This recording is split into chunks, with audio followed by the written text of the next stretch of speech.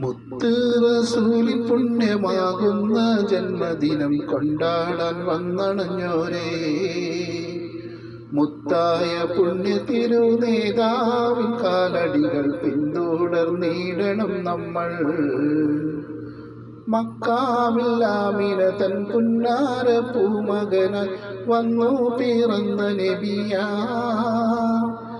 ദിക്കായ ദിക്കിലെല്ലാം സന്മാർഗ ദീപശിഖ തെളിയിച്ച മുത്ത് റസൂലാ.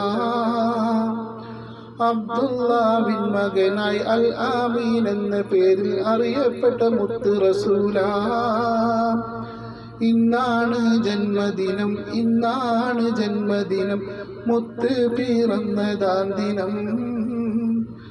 ഇന്ന് നമുക്കുയർത്താമേറെ സ്വലാത്തുകളും മധുഹും പാടി പുകഴ്ത്തിടാം.